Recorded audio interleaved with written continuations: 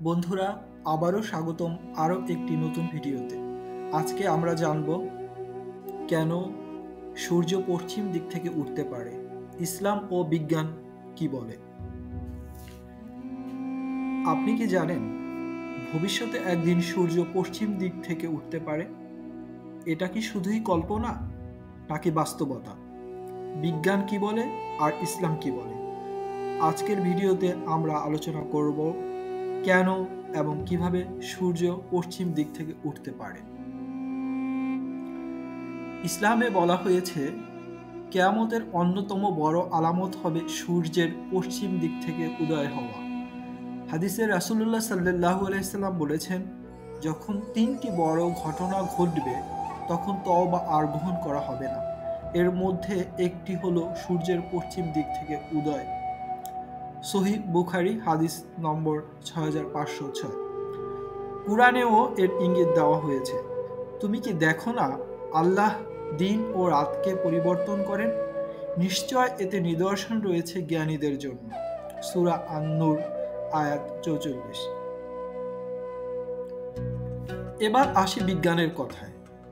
সূর্য পূর্ব দিকে উদয় হয় কারণ পৃথিবী পশ্চিম থেকে পূর্ব দিকে ঘোরে। তবে বিজ্ঞানীরা বলেছেন কোনো বড় প্রাকৃতিক বিপর্যয়, যেমন মহাজাগতিক কোনো গ্রহের সংঘর্ষ, বৃহৎ ভৌগোলিক পরিবর্তন, ভূমিকম্প বা ভূপৃষ্ঠের স্থানচ্যুতি, এই ধরনের ঘটনা পৃথিবীর ঘূর্ণনের দিক পরিবর্তন করতে পারে। যদি পৃথিবী বিপরীত দিকে ঘুরতে শুরু করে তাহলে সূর্য পশ্চিম দিক থেকে উদয় হতে পারে। বিজ্ঞানীরা মনে করেন পৃথিবীর ঘূর্ণন ধীর হতে শুরু করলে ধীরে ধীরে এটি বিপরীত দিকে ঘুরতে পারে। এর কারণ হতে পারে বৃহৎ গ্রহাণুর আঘাত, মহাসাগরের প্রবাহের পরিবর্তন এবং চৌম্বক ক্ষেত্রের দুর্বলতা। এই ধরনের ঘটনা যদি ঘটে তাহলে পৃথিবীর দিন রাত্রির চক্র এবং দিক উল্টে যাবে। ইসলাম এবং বিজ্ঞান উভয়ই এক সময় সূর্যের দিক পরিবর্তনের সম্ভাবনাকে অস্বীকার করে না। তবে ইসলাম এটাকে একটি বড় নিদর্শন বা আখিরাতের আলামত হিসেবে দেখায়, যেখানে বিজ্ঞান এটাকে দেখে প্রাকৃতিক ও মহাজাগতিক ঘটনাগুলোর সম্ভাব্য ফলাফল হিসেবে।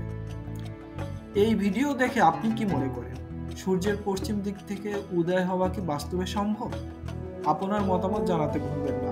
আর যদি ভিডিওটি ভালো লেগে থাকে তাহলে লাইক, শেয়ার এবং সাবস্ক্রাইব করতে ভুলবেন না। ধন্যবাদ।